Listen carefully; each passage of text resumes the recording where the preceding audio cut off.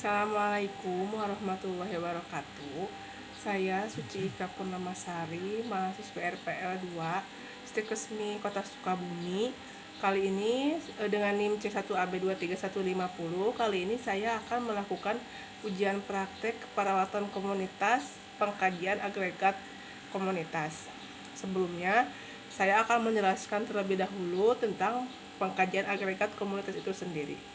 Pengertian pengkajian agregat komunitas adalah yaitu proses mengumpulkan, menganalisis, dan menafsirkan data dan informasi dari berbagai sumber yang terkait dengan suatu komunikasi tertentu. Itu meliputi demografis, ekonomi, sosial, juga data-data lain yang memberikan wawasan tentang karakteristik dan kebutuhan atau preferensi dari komunitas itu tersebut. Metode yang biasanya dipakai untuk pengkajian agregat komunitas ini adalah pertama seperti kuesioner atau survei. Yang kedua yaitu data kelompok. Yang ketiga analisis data sekunder. Yang keempat observasi. Lalu yang kelima adalah analisis kualitatif. Assalamualaikum, punten. Waalaikumsalam warahmatullahi Punten Bapak, wabarakatuh. saya dari Stikes Kota Sukabumi. Mau nanya-nanya tentang wilayah sini. Boleh, Mangga, silakan Ibu. Mangga masuk. Oh iya, makasih Pak. Mangga Bu, duduk Bu. Ya, terima kasih ya Pak ya. Pak, perkenalkan dulu ya. Saya Suci Ika Purnamasari. Saya mahasiswi RPL 2 di Stikes Kota Sukabumi ya. Kali ini saya akan melakukan pengkajian keperawatan komunitas ya, tentang agregat komunitas, di mana saya akan mengumpulkan sama menganalisis data ya tentang wilayah di sini. Untuk Bapak ada saya kiranya sekitar 10 sampai 15 menit ya waktunya. Apakah Bapak bisa? Mangga Bu bersedia. Ya. Terima kasih ya Pak ya. Tidak ada acara. Oh iya tuh, alhamdulillah ya Pak ya. Berarti kita bisa ngobrol-ngobrol ya Pak ya tentang wilayah sini. Ya. Topiknya yang tadi ya Pak ya, tentang agregat komunitas. Nah, saya mau bertanya sama Bapak. Di sini kan wilayahnya wilayah Pesona Cianjur Indah ya. Bapak kan sebagai ketua RW di sini ya, ketua RW Pesona Cianjur Indah ya, RW 15. Iya. Ya. Nah, saya mau bertanya tentang sejarah Pesona Cianjur Indah itu bagaimana sih? Sejarah Pesona Cianjur Indah itu dulunya emang sawah Bu, sawah. Itu pada tahun berapa tuh Pak masih sawah? Sekitar tahun 2000 lah, 2001, 2002 terus. Itu masih sawah ya? Masih sawah. Masih inilah pokoknya pesawahan lah. Ya. Nah, terus sekitar tahun 2005 barulah dibentuk perumahan. Dibangun perumahan di sini. Dibangun perumahan Pesona Cianjur Indah. Mungkin Bapak tahu kenapa namanya Pesona Cianjur Indah? Ya mungkin Karang Indah mungkin ya? bukan karena kita asli orang Cianjur mungkin ya. Jadi ngambil dari situ juga mungkin ya, karena di latar belakang perumahan Pesona ini itu memiliki gunung gede, jadi kesannya jadi Pesona Cianjur Indah. View-nya mungkin ya. Ya.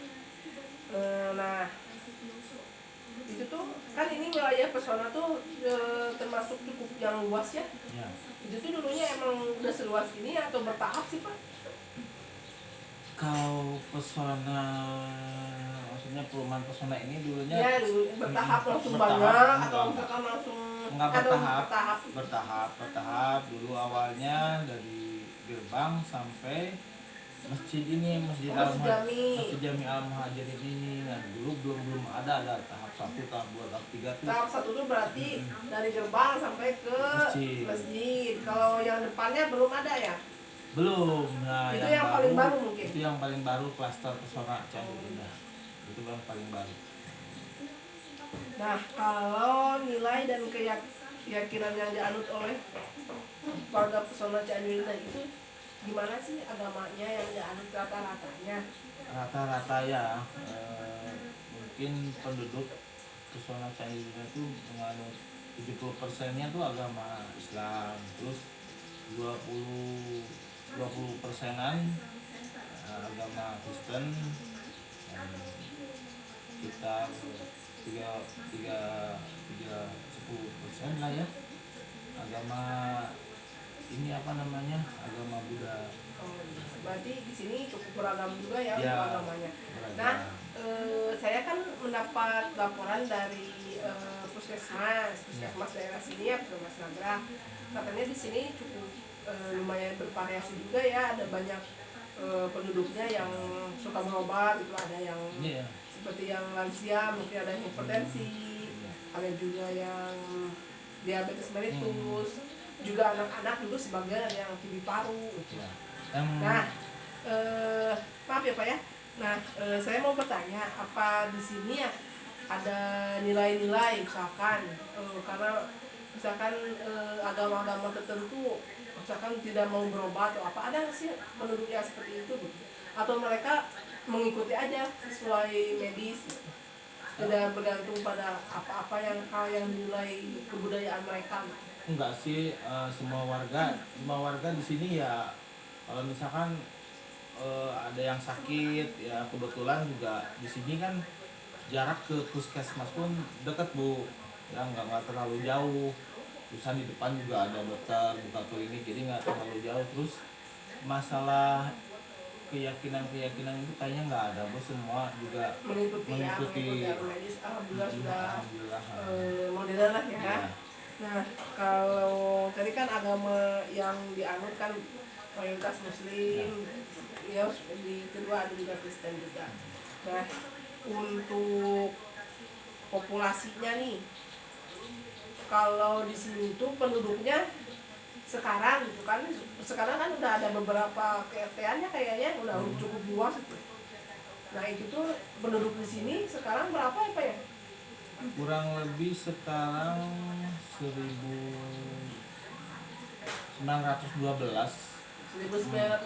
jiwa ya. sekarang Itu di tuh dibagi berapa KRT Pak? Di sini kebetulan ada 6 PRT-an Bu, 6 PRT-an, jadi penduduknya nambah banyak. Nah, kalau luas wilayahnya nih, di sini kan lumayan luas ya, luas wilayahnya kira-kira ada berapa luasnya sih Pak? Ya kalau dulu mungkin belum ada yang tahap 2, tahap 3 itu Bu ya, terus yang di depan yang perumahan baru, dan sampai sekarang sama semua tahap 1, 2, 3 itu kurang lebih ada 6 hektar Bu. Pesona 6.000 hektar atau 6.000 Pak?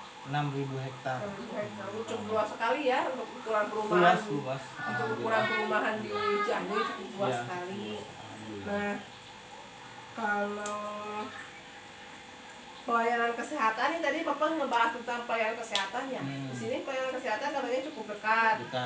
Di Puskesmas Nagrah. Ya. Jaraknya mungkin cuma berapa ya? Nggak nyampe, paling 1 kilo dari perumahan. Bisa jalan belakang lewat. Kalau jalan belakang mungkin lebih dekat kali Bisa ya. lebih cepat, pakai motor paling 10 menit juga nyampe Bu sana.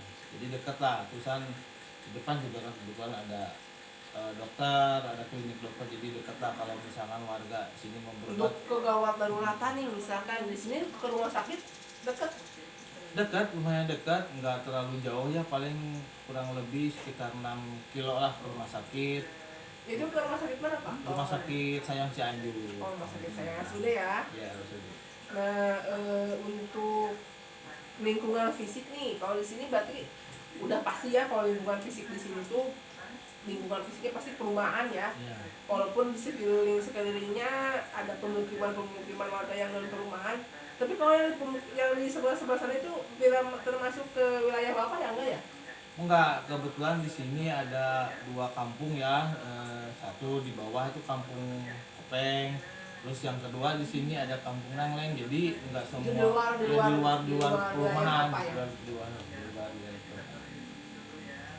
Nah, untuk pelayanan sosial nih seperti misalkan ke kantor Pak Desa, kantor eh, kecamatan, atau misalkan ke kantor-kantor pembayaran publik ya. Kalau di sini dekat. Dekat, jaraknya nggak terlalu jauh, kayak misalkan ke kantor desa juga dekat bisa, nggak sampai lama, dekat paling sekitar 2 kiloan lah nyampe ke, terus ke kecamatan dekat, kecamatan nggak terlalu jauh juga.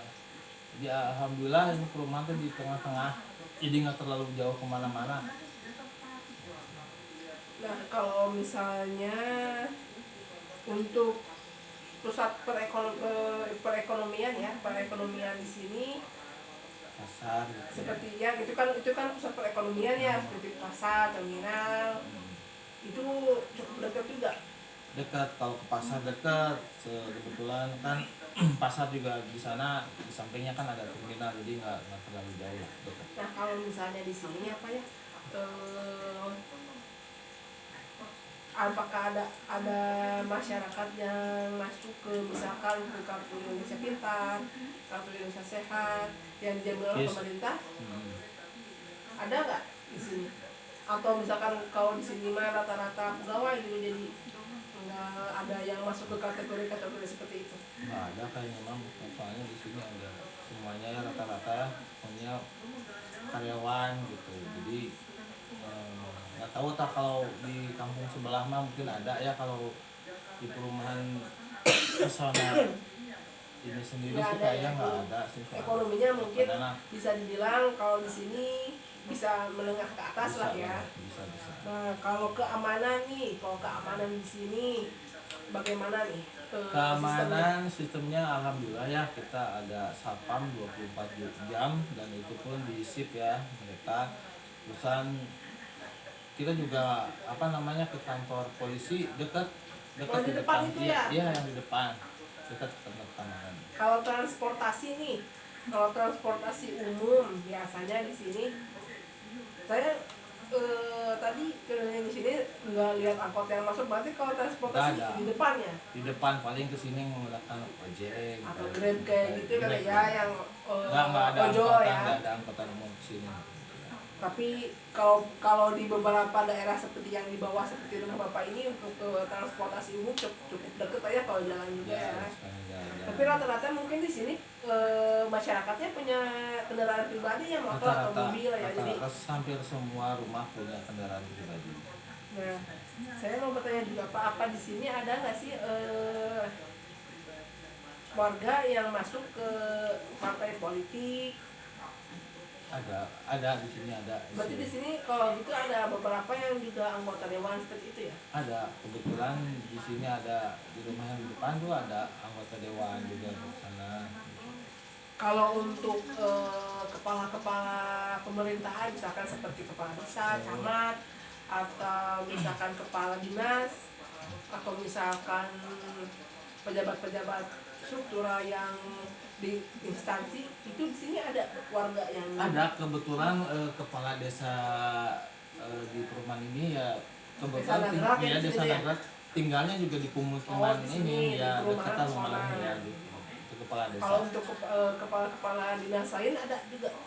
Kepala dinas lain ada kayaknya di sini, cuman ya mungkin tidak tidak diketahui mungkin ya semua masyarakat. Pokoknya adalah 1, 2, 3 orang di sini ada kepala-kepala.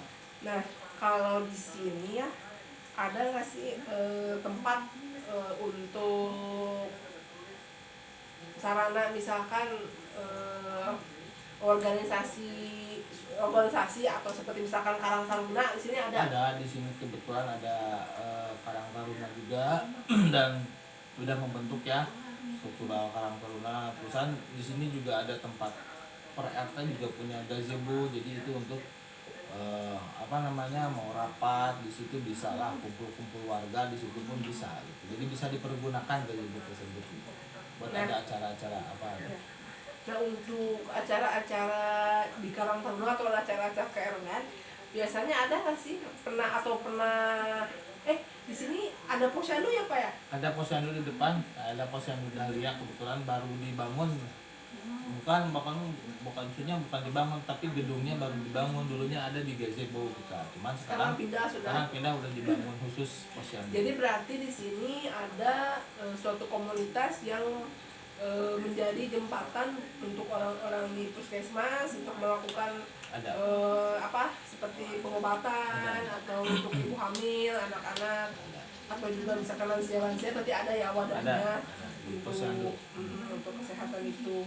Nah, kalau misalnya pendidikan di sini rata-rata penduduk di sini pendidikannya apa?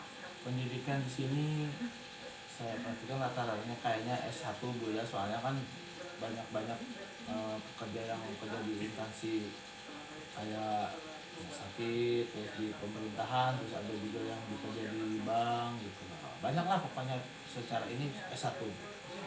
Kalau misalkan khususnya di ke-RW ini sering nggak sih ada acara misalkan untuk rekreasi atau misalkan hanya sekedar ngadon lah, kalau Sundanya mah ya ngadon, misalkan di mana gitu, di lapang, jadi ada family gatheringnya lah gitu. Nah kebetulan kan di sini ada gazebo juga, jadi itu bisa dimanfaatkan buat warga-warga sekitar, atau misalkan ada acara hiburan apa ngelewat pasti ada di sini. Dan kalau family gathering pernah diadakan di sini, bahkan main ke minimal misalkan ke Cibodas. Udah pernah ada.